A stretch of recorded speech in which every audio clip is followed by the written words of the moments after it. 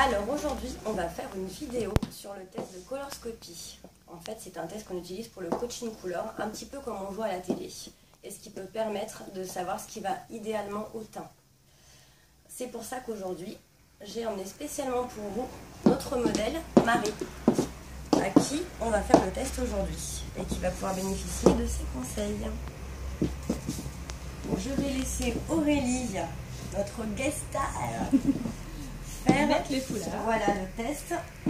Alors avant, je vais expliquer un petit peu ce que ça fait. Donc on va bien regarder le teint, la qualité de la peau, les traits du visage, les lèvres, la couleur des lèvres et les yeux. Et au fur et à mesure que les foulards vont évoluer au niveau du visage, il va se passer des choses au niveau du teint et on va pouvoir noter des différences. C'est parti. Donc on regarde bien le teint. Notre caméraman, notre caméraman Richard va pouvoir se rapprocher.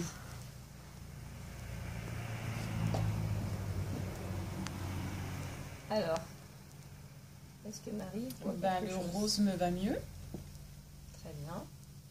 Donc, ce qu'on voit surtout, en fait, c'est que du coup, le teint est beaucoup plus lisse avec le rose qu'avec le orange. C'est le grain de peau qui va également changer. Moi, je serais curieuse de le voir aussi Rapprochez-vous dans l'autre sens. Le orange comme ça, le rose comme ça. Donc Richard nous casse tout, ne vous inquiétez pas, ce n'est rien. Alors assez vite.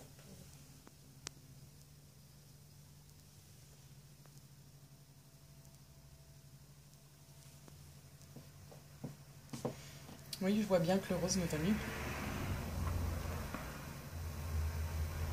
On peut aussi essayer avec le deuxième foulard. Peut-être. Allez. Peut-être plus parlant pour certaines personnes. Donc ce ne sont pas des couleurs qui vont aller idéalement, c'est pas les couleurs qu'on vous conseille de porter telles quelles, hein. C'est pour bien voir la différence au niveau du teint. Donc là, ça va bronzer notre modèle. Donc le foulard vert plutôt jaune va plutôt l'affadir, ne va pas lui faire ressortir ses lèvres et ses yeux, alors que l'autre va lui donner une impression d'un teint beaucoup plus mat, plus coloré et avec des traits qui sont moins marqués. Et ses yeux et la couleur de ses lèvres ressortent bien plus. Ce qui veut dire qu'elle est une harmonie hiver. Alors l'harmonie hiver, ça n'a rien à voir avec les couleurs que tu vas devoir porter l'hiver. C'est juste l'appellation de tout l'ensemble des couleurs qui se vont idéalement. Donc il existe aussi l'harmonie été, printemps, automne. Alors en général, les personnes qui ont une couleur de cheveux un petit peu plus foncée auront tendance à porter des couleurs plus foncées aussi. Des couleurs plus foncées au niveau des vêtements et du maquillage leur iront mieux parce qu'elles ont une couleur de cheveux plus foncée et c'est pareil pour les personnes qui ont des cheveux plus clairs. Donc je vais te laisser repartir avec une fiche sur laquelle toutes les couleurs qui te vont idéalement sont indiquées au niveau du maquillage, des cheveux et du vêtement. Et tu n'es pas obligé de rester dans ces couleurs-là, tu peux tout porter mais en sachant que ce sont ces couleurs qui t'iront idéalement au teint. Donc ce sera pour toi tout ce qui est à base de bleu, donc du bleu marine, du bleu roi, mais aussi tout ce qui est violet, prune, le rouge, mais du rouge qui ne sera pas orangé, et tout ce qui n'est pas à base de jaune, sauf le jaune citron, qui correspond bien à cette harmonie hiver. Voilà. Donc le camel, je le mets dans quelle palette?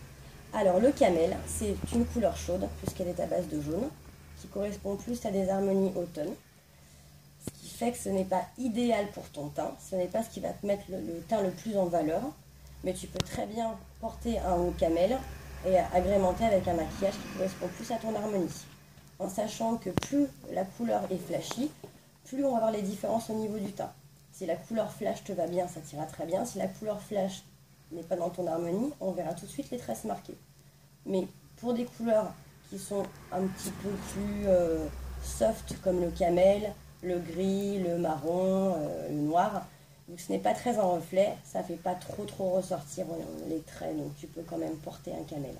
en sachant qu'un gris perle, par exemple, tira davantage. Voilà. Merci. Eh bien, merci pour cette attention et puis à très bientôt dans notre salon face à face.